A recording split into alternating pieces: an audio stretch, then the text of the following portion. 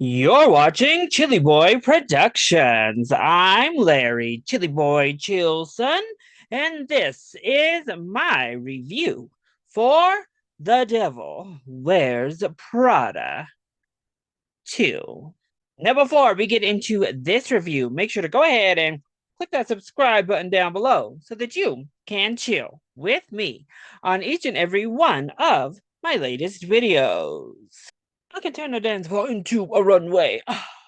Can you? The Devil Wears Prada 2 is a 2026 dramatic comedy, once again directed by David Frankel, that comes 20 years after the original film was released, and the film so happens to also be set 20 years later.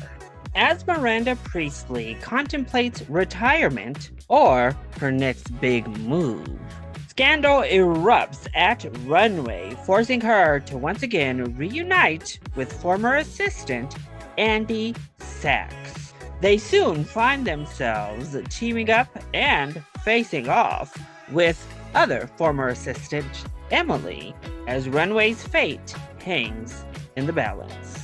The film once again stars Anne Hathaway, Meryl Streep, Emily Blunt, and Stanley Tucci, as well as Tiber Feldman and Tracy Toms, plus some newcomers, including Simone Ashley, Kenneth Branagh, BJ Novak, Lucy Liu, and Justin Theroux. Now, full disclosure, I adore The Devil Wears Prada. That original film actually is one of my favorite movies of all time, across genres, period, point blank. I adore it. So, of course, I wanted a sequel. I wanted to catch up with these characters, but I also went in very trepidatious. What could they give us with a sequel to The Devil Wears Prada? Thankfully, I ended up really enjoying this film. That's right, fellow fans like me, if you were obsessed quoting Miranda Priestley's iconic lines left, right, and center, I think you're going to have some fun with the sequel. So let's go ahead and talk about the positives first. Well, let's kick things off with the cast, because they are all fantastic. They seamlessly fall back into these roles. Anne Hathaway, oh, amazing. Coming off of possibly some of the best work of her career in Mother Mary, which I also loved. She delivers another fantastic performance here. She just embodies Andy Sachs in such a marvelous way. She brings back that vulnerability under this new confidence veneer, and it works wonderfully well.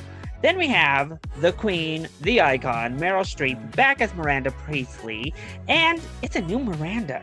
She still has that snark underneath. She still has that venomous bite ready to jet out at any moment, but she's older. She is in a new world. She's trying to adapt and survive in a new changing landscape that doesn't need magazines any longer, and it's softened much of her resolve, particularly with everyone except for Andy. But I really love how Meryl Streep portrays Miranda here, giving her that softness, giving her that savvy cutthroatness within the softness, the survival mode for Miranda. But she still has that slick tongue and one-liners we all adore. Stanley Tucci is once again fabulous, and in many ways serves as the heart to the film. As he did in the first one, he really brings it all together once again, and I was so happy that his character gets a plot line that feels really earned and deserved here. Emily Blunt is also fabulous, as always. And big shout outs to Simone Ashley, who kills it in her new role. But bouncing off of the characters, I also love that we got storylines for all of our original characters. Everybody progresses here. I already kind of talked about Miranda's progression, and I was so happy to see her character get a full arc and go somewhere. She wasn't just the evil snake lady from the first film. There was more complexity. Andy kind of goes through a similar trajectory as she does in the first film, so hers isn't as surprising, but it was so good to get Nigel's story told, to get the magazine story told. Emily takes a fun little turn here.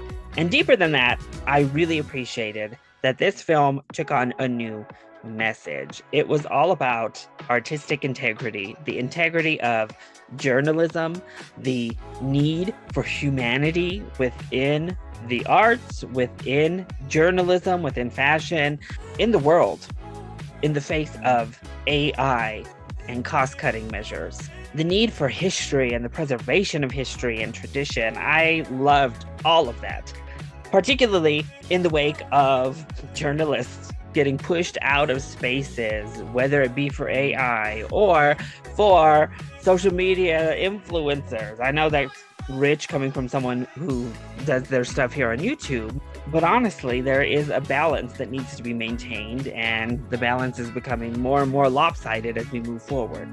And the fashions, darling. Yes. Oh my gosh. Half the reason you come into a Devil Wears Prada movie is for the fashion, and they delivered in this film. My mouth was dropping left, right, and center each time they introduced a new iconic outfit. I also love the soundtrack by Lady Gaga with all of her special guests. I thought it was fun. It was fabulous. There's a ton of throwbacks to the original, from the belts to the holly blend sweater vests and everything in between. There's a ton of callbacks to that original film, which I as a fan enjoyed, though I think other critics might be less forgiving of. So then, what doesn't work so well when it comes to The Devil Wears Prada 2? Well, my biggest issue is a little bit too long. That second act definitely meanders. You're like, all right, when are we hitting up Fashion Week? When are we going over to Milan? Or, let's move on to the next thing, because it started to feel really stretched out. And part of that is that this is one of those sequels where you more or less follow the formula of the first. Andy kind of goes through the same steps. We see a lot of the same tropes happening throughout. It goes by the same formula in many ways of the first film. And I will say, it's not quite as funny. This is definitely not as iconic as that first movie. So you lose your way a little bit, just retreading so much of that material. But overall, honestly, this was about as good of a sequel as I could have hoped for when it comes to The Devil Wears Prada 2. It just continued to deliver more of what I loved from the first film. I do wish it had maybe just a little more bite, a little bit more sass thrown in for good measure, because that's half of what made that first film so iconic. But it delivers everything else in spades. It has a lot of heart. Our characters get really great payoffs all the way around. And I just found myself smiling, being back in the presence of these fashionista icons. So if you enjoy The Devil Wears Prada, if you're a big fan like I am, I say rush out to the movie theaters. Check this out. Full price ticket, opening weekend.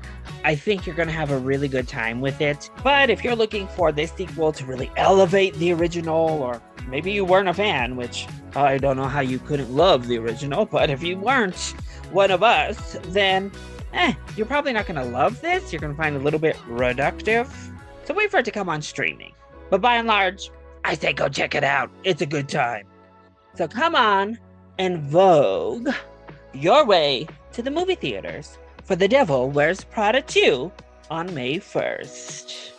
So that was my review for The Devil Wears Prada 2. I hope you enjoyed it. If you did, go ahead, click that like button down below and subscribe to the channel so that you are always up to date on all of my latest videos. Also, join in on the discussion. Are you excited to see The Devil Wears Prada 2? Let me know all of your thoughts and comments either in the comment section down below, or you can hit me up over on Twitter and Blue Sky.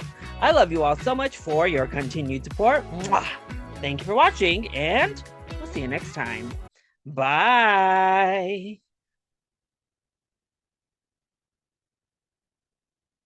That's all.